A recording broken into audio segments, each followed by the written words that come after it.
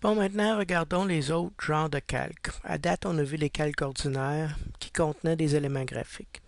Nous allons voir maintenant des calques de réglage qui vous permettent de régler votre photo sans vraiment la toucher.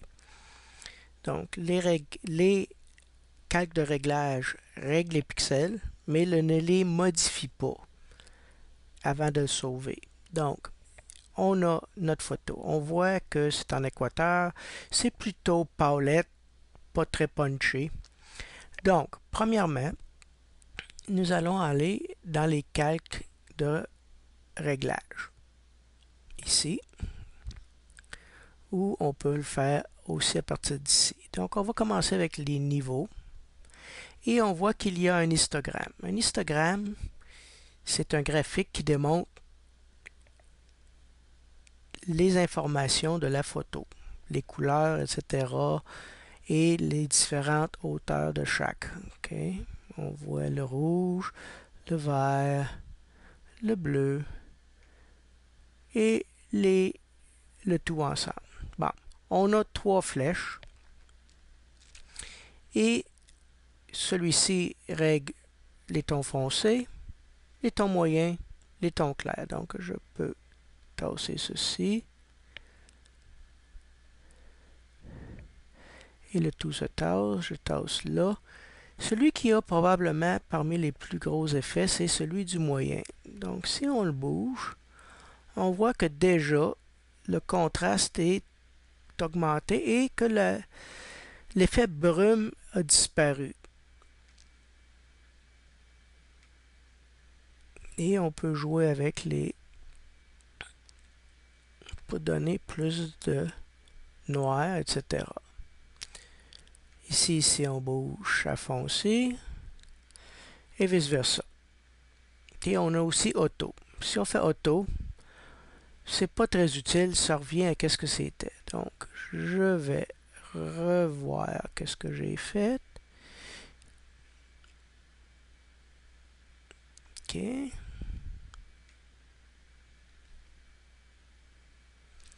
Et je dis, parfait, c'est pas pire. Si je le cache, on a notre photo en dessous. Mais là, la photo est beaucoup plus punchée. Un petit peu foncé peut-être, mais on va venir maintenant à luminosité contraste.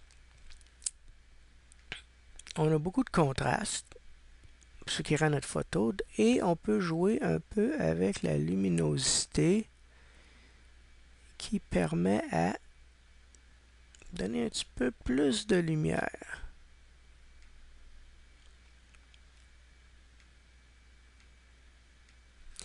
Peut-être un peu trop de lumière.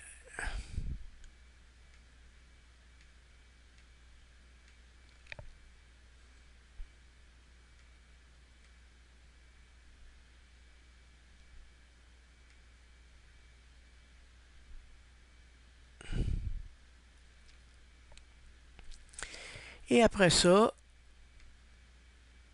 on peut aller dans la teinte et saturation. La teinte semble être assez. On peut donner peut-être un peu plus de saturation pour que les couleurs ressortent un petit peu plus. Et on peut jouer avec la luminosité légèrement. OK. Et on peut en rajouter encore une autre. Courbe de transfert de dégradé, fil de photo. Dans ce cas-ci, on pourrait utiliser ça pour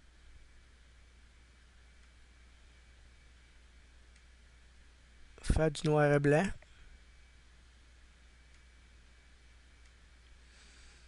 OK. Ou carrément faire des effets assez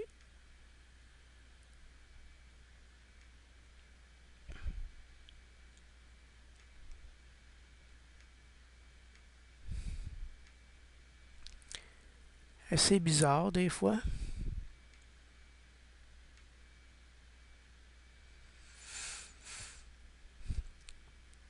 Mais dans ce cas-ci, c'est pas ça qu'on veut, donc on va l'éliminer carrément et la photo revient parce qu'on n'a rien changé. On vient ici. Négatif pour ceux d'entre vous qui ont fait la photo avec l'argentique, avec des films. Vous allez reconnaître automatiquement l'effet qu'il y a là.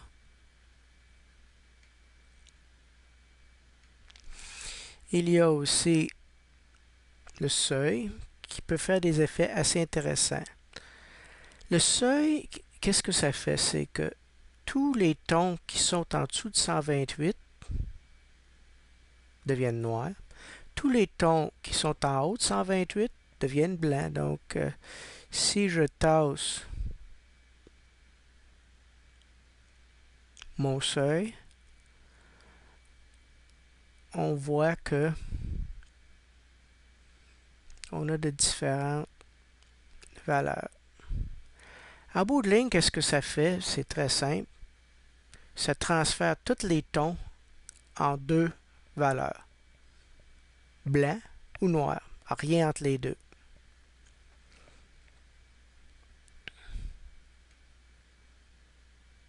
Supprime. Et le dernier, c'est ISO.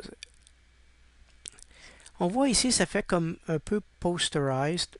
C'est que, qu'est-ce que ça fait? C'est que ça donne un nombre de niveaux possibles. Plus de niveaux qu'on a, plus que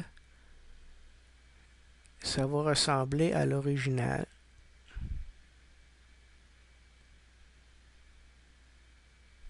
Ça peut être intéressant pour certains effets.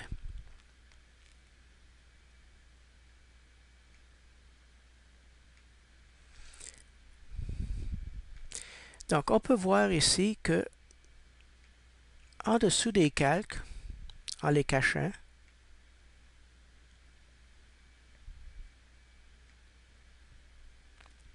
en dessous des calques, il n'y a rien de changé.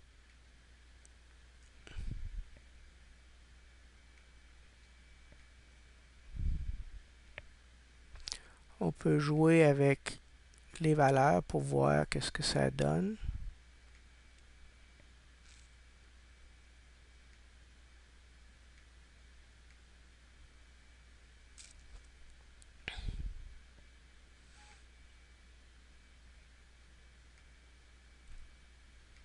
On peut attacher toutes les calques ensemble.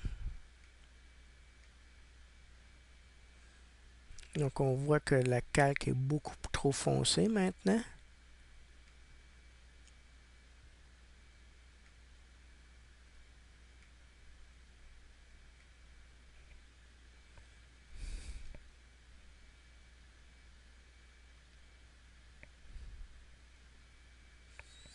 Et on peut les organiser individuellement. Bon. Tant et aussi longtemps que tu n'as pas sauvé ta photo originale est encore intacte. Maintenant, on veut sauver. Donc, on va enregistrer sous. Et si tu as des calques, vous allez avoir normalement vers le format TIFF ou le format Photoshop. Quoi le format TIFF, format Photoshop? Parce que le format TIFF et le format Photoshop vont enregistrer les calques. OK? Donc, vous allez garder vos calques. Par contre, si vous enregistrez dans les autres formats comme JPEG, vous allez remarquer le fichier doit être enregistré comme copie avec cette sélection parce que qu'est-ce qui arrive, c'est que ton calque disparaît. Tes calques disparaissent, ils sont aplatis.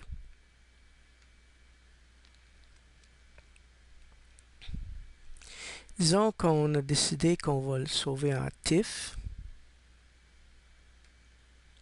sur le bureau.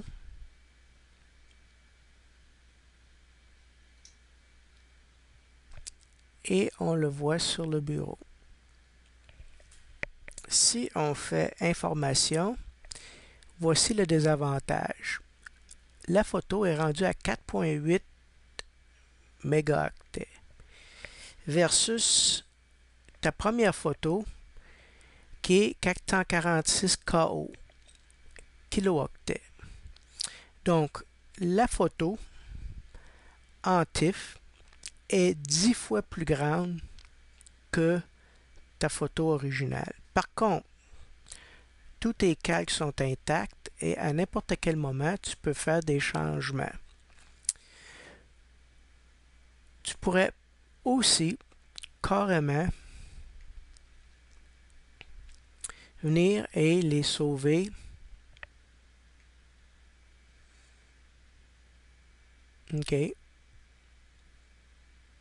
directement et les aplatir. Fusionner les calques visibles. Donc, si tu fusionnes les calques visibles, toutes les calques sont maintenant ensemble. Et ton arrière-plan. Et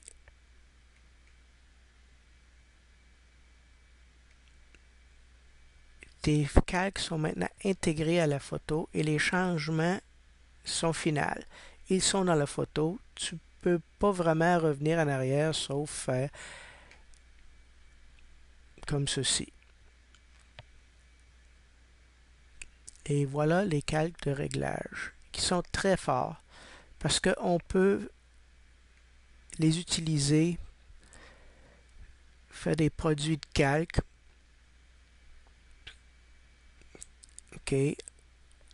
On peut aussi faire les différents modes.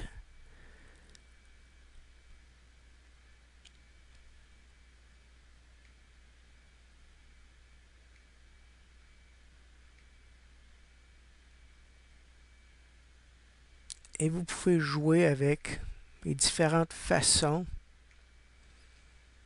d'utiliser vos calques.